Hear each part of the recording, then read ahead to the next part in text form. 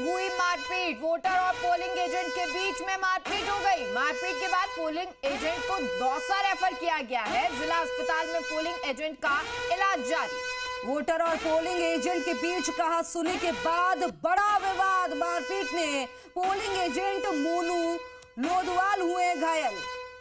तो बड़ी जानकारी आपको देने, हालांकि कारण भी आपको बताएंगे कि क्या वजह रही कि ये मारपीट हो गई। और क्योंकि जो मतदाता आया था और पोलिंग एजेंट था, उन दोनों के बीच में ये मारपीट हुई है। तस्वीर आपके सामने, मारपीट की ये तस्वीर सामने आई है। देखिए, अलग अलग जगह से कुछ तस्वीरें ऐसी नजर आ रही है। और दौसा तो वैसे भी सेंसिटिव एरिया है, पैरामिलिट्री यहाँ पर तैनात की गई थी। खास तौर पर सेंसिटिव एरिया में माना गया था जो बूथ थे वो।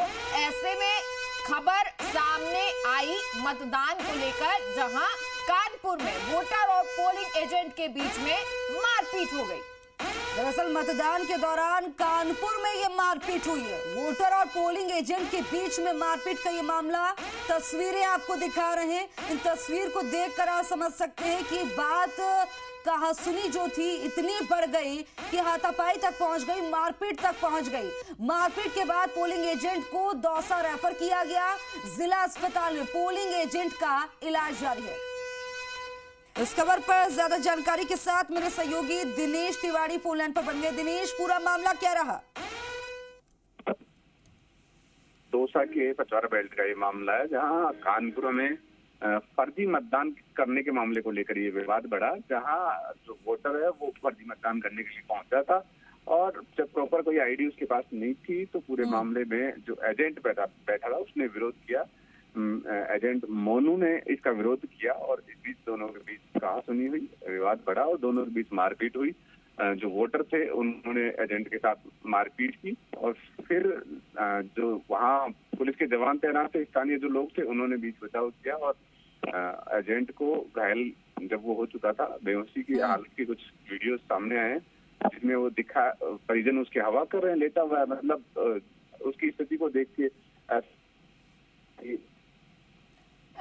क्योंकि दिनेश देखिए, पुलिस भी वहां पर मौजूद होगी, सुरक्षा के लिहाज से ध्यान रखा जा रहा होगा, लेकिन क्या सुरक्षा कर्मी यानी पुलिस वगैरह वहां पे इन लोगों से समझाइश नहीं की गई? क्या मामला यहाँ तक पहुंच गया कि मारपीट हो गई?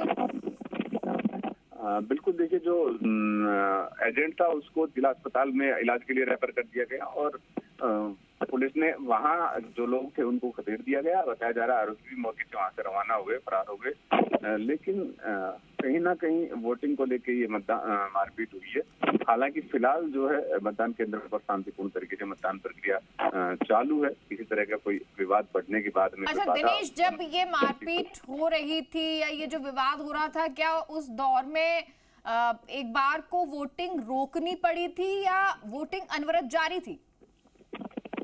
देखिए, वोटिंग का जो सिस्टम है वो लगातार जारी रहा था, वोटिंग प्रक्रिया लगातार जारी रही थी। लेकिन जो मारपीट जो हुई है वो पोलिंग एजेंट के बाहर आने के हुई है। मतदान केंद्र से वो किसी कार्य से बाहर आया था और उसी दौरान जो वोटर थे उन्होंने उसको पकड़ के उसके साथ मारपीट की और ये पूरा घटनाक्रम हुआ और उसके बाद जो एजेंट था उसको इलाज के लिए रेफर कर दिया गया, भिजवा दिया गया। इसकी स्थिति कैसी बनी हुई है दिनेश? चलिए, मेरे सहयोगी दिनेश का हम लोग करेंगे, लेकिन देखिए इस तरह की खबरें सामने आ रही हैं। ऐसे में आप लोगों से यही अपील करते हैं कि संयम बरतें और अपने प्रॉपर कागजात लेकर